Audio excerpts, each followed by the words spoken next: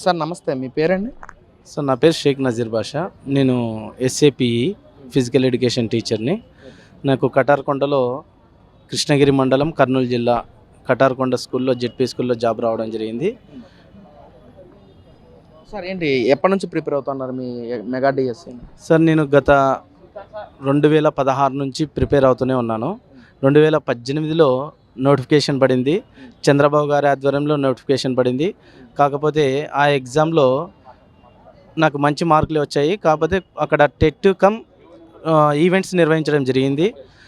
అక్కడ జగన్ ప్రభుత్వం వచ్చిన తర్వాత అప్పుడు టెట్ని మా యొక్క బీపీడీ వాళ్ళకి టెట్ ఉండదు, యాక్చువల్గా టెట్ నిర్వహించారు. నాకు ఆ టెట్లో 145 మార్కులు వచ్చాయి, 150 మార్కులకు గాను. కాకపోతే జగన్ ప్రభుత్వం వచ్చిన తర్వాత ఆ టెట్ని తిరస్కరించి ఓన్లీ ఫిజికల్ ఈవెంట్స్ మాత్రమే తీసుకోవడం జరిగింది. దానివల్ల నేను జాబ్ కోల్పోయాను 2018లో. అలాగే దేవుని దయ వల్ల చంద్రబాబు గారి ప్రభుత్వం ఏర్పడిన తర్వాత మాకు డిఎస్సి నోటిఫికేషన్ ఇవ్వడం జరిగింది 2025లో.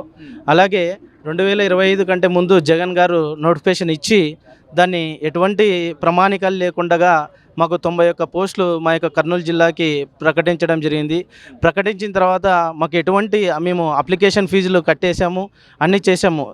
ఇప్పుడు అనేటువంటి తరుణంలో హాల్ టికెట్ల కోసం వెయిట్ చేశాము. అక్కడ ఎలక్షన్స్ జరగడం వల్ల ఆ యొక్క నోటిఫికేషన్ని రద్దు చేసి మరి యువగలం పాదయాత్రలో లోకేష్ గారు ఇచ్చినటువంటి హామీ మేరకు మాకు 2025 డిఎస్సి నిర్వహించడం జరిగింది. ఆ యొక్క నిర్వహించినటువంటి డిఎస్సిలో మాకు గత 2016 నుంచి మేము కాంపిటీషన్ పీరియడ్లో ఉన్నాం. కానీ మాకు 2025లో మాకు జాబ్ రావడం జరిగింది. ఈ యొక్క జగన్ పీరియడ్ అంతా ఆయనకి స్వర్ణయుగం అయితే మాకు బ్లాక్ పీరియడ్ అనగా మేము భావిస్తున్నాం. ఎందుకంటే మాకు ఆ యొక్క 7 సంవత్సరాలు మేము నిద్రా వ్యవస్థలోనే ఉన్నాము. చదువుతున్నాం కానీ ఎటువంటి నియామకాలు జరపలేదు.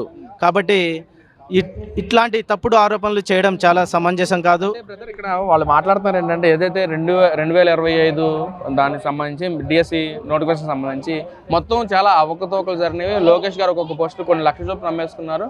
అందుకే లోకేష్ గారు కూడా రాజీనామా చేయాలని చెప్పి మాట్లాడుతున్నారు. నిజంగా అవకతవకలు జరిగినాయి అనుకుంటారు? అదే నోటిఫికేషన్లో జాబ్ చేస్తున్నారు మరి మీరు, నిజంగా అవకతవకలు జరిగినాయి అంటారా?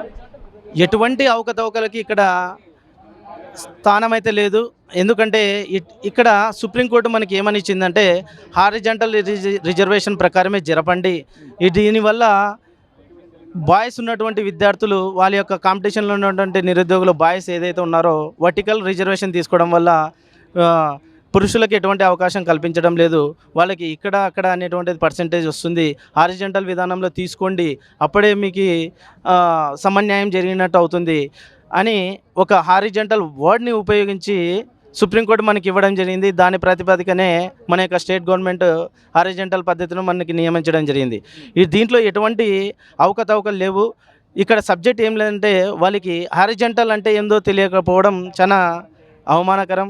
ఎందుకంటే హారిజాంటల్ అంటే ఇప్పుడు ఫర్ ఎగ్జాంపుల్ గర్ల్స్లో ఉన్నటువంటి పోస్టులు 10 పోస్టులు ఉంటాయి. ఆ పోస్టులు కేటగిరీకి మాత్రమే వాళ్ళకి 33% అనేది కల్పిస్తుంది.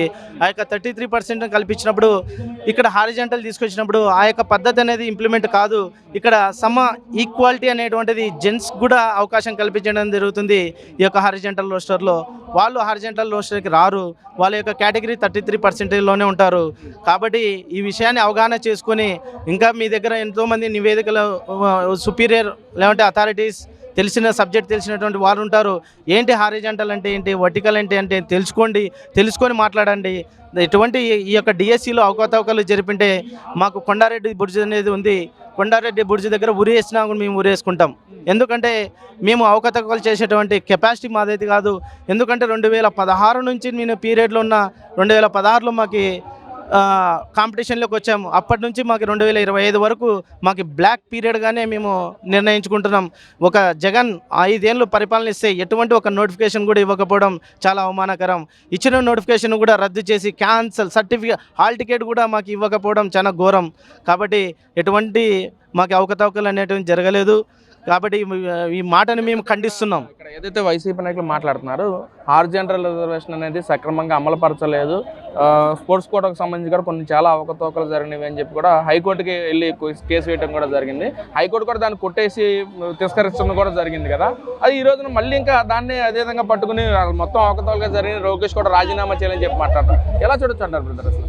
ఇప్పుడు ఫర్ ఎగ్జాంపుల్ స్పోర్ట్స్ కోటా అంటున్నారు, దయచేసి గమనించండి. స్పోర్ట్స్ కోటా అంటే దీని ఒక వ్యవస్థకి, పొలిటికల్ వ్యవస్థకి ప్రోటోకాల్ ఏ విధంగా అయితే ఉంటుందో ఆ యొక్క ప్రోటోకాల్లోనే భాగంగానే ఈ యొక్క స్పోర్ట్స్ కోటా యొక్క సర్టిఫికేట్ ఇంప్లిమెంటేషన్ ఉంటుంది. సర్టిఫికేట్ ఇంప్లిమెంటేషన్ అంటే ఎవరైతే ఇంటర్నేషనల్లో మెడల్ తీసుకొచ్చింటారో వాళ్ళకి ఫస్ట్ ప్రయారిటీ ఇస్తారు. తర్వాత ఇంటర్నేషనల్లో పార్టిసిపేషన్ ఇచ్చినటువంటి వాళ్ళకి సెకండ్ ప్రయారిటీ ఇస్తారు. సీనియర్ నేషనల్స్లో మెడల్ ఎవరైతే వచ్చినారో వాళ్ళకి ప్రయారిటీ ఉంటుంది. ఆ తర్వాత సీనియర్ నేషనల్స్లో పార్టిసిపేట్ అయినటువంటి వాళ్ళకి ప్రయారిటీ ఉంటుంది.